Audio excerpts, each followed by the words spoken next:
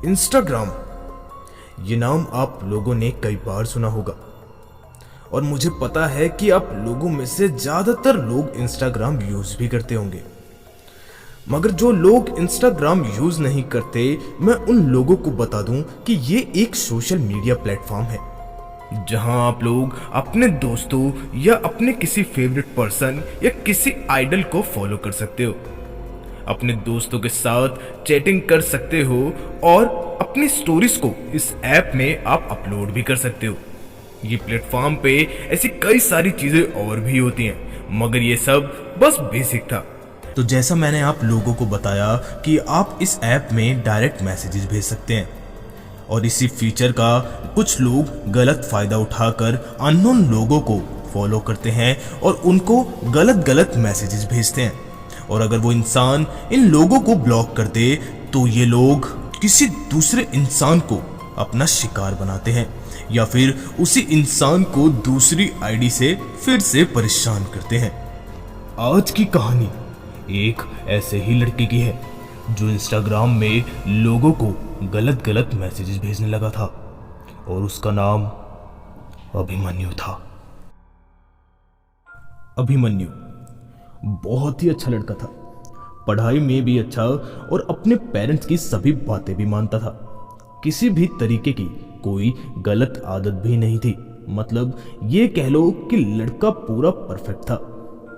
बस दिक्कत ये थी कि उसका कोई दोस्त नहीं था और अपने दोस्त को ढूंढने के लिए उसने इंस्टाग्राम को डाउनलोड किया और ऐप को डाउनलोड करते ही उसने अननोन लड़कियों को फॉलो किया और उनको मैसेजेस भेजने लगा।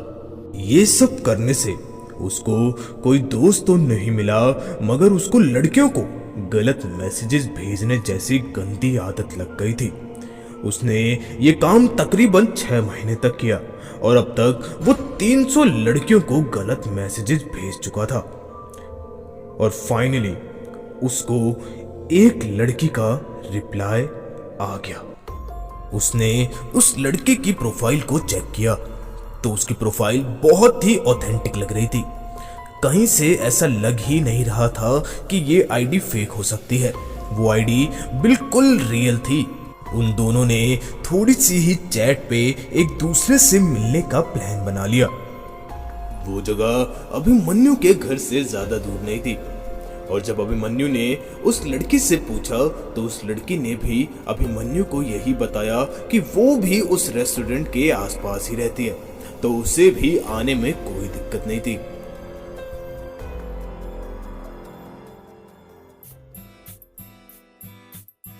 फाइनली आज वो दिन आ ही गया जब अभिमन्यु को उस लड़की से मिलना था। अकॉर्डिंग टू टाइम उन लोगों को 9 बजे मिलना था, मगर अभिमन्यु से रहा नहीं जा रहा था। इस वजह से उसने अपनी कार निकाली और वो अपने घर से 8 बजे ही निकल गया। अभिमन्यु कई सारे गिफ्ट शॉप्स पे गया और उसने उस लड़की के लिए बहुत सारे गिफ्ट्स ले लिए और वो 9 बजे नहीं ठीक 9 बजे उस रेस्टोरेंट में पहुंच गया। मगर अब तक 9:30 बज चुके थे और उस लड़की का कोई अता पता नहीं था कि तभी अभिमन्यु के इंस्टाग्राम पे एक मैसेज आया।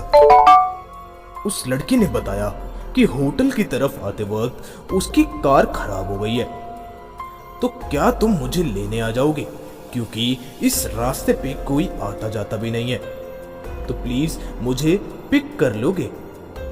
अभिमन्यु ने मैसेज किया, हाँ मैं आ रहा हूं, तुम मेरा वहीं पे वेट करो। उसने अपनी कार स्टार्ट करी और उस रास्ते की तरफ बड़ी तेजी से जाने लगा। जब अभिमन्यु उस लड़के की बताई हुई जगह पे पहुंचा तो वहां पर उसने एक ब्लैक कलर की कार देखी, मगर उस कार के पास कोई भी नहीं था। जब अभिमन्यु उस कार के थोड़ा क्लोज गया तो उसने देखा कि उस कार में एक आदमी बैठा हुआ था। उस आदमी को देखकर अभिमन्यु बहुत ज्यादा डर गया था कि तभी उस आदमी ने अभिमन्यु की तरफ देखा और अपनी कार से उतरकर बाहर आ गया।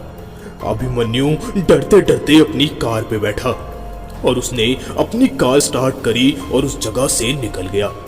उसने एक भी बार पीछे मुड़ के नहीं देखा। उसने अपनी कार सीधा घर के बाहर रोकी और वो डरता डरता अपने कमरे में चला गया। जब वो अपने कमरे में पहुंचा तब वो उस लड़की के बारे में सोचने लगा। उसने तुरंत अपना इंस्टाग्राम खोला तो उसने उस हैंडल को देखा। उसको उस हैंडल से ऑलरेडी ही ब्लॉक कर दिया था।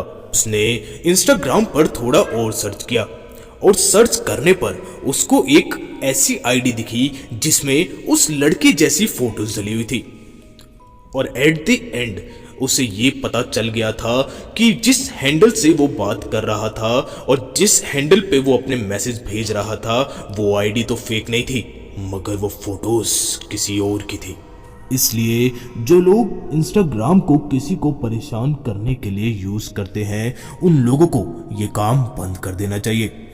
अगर उस दिन अभिमन्यु के पास कार नहीं होती तो वो आदमी अभिमन्यु को नहीं छोड़ता।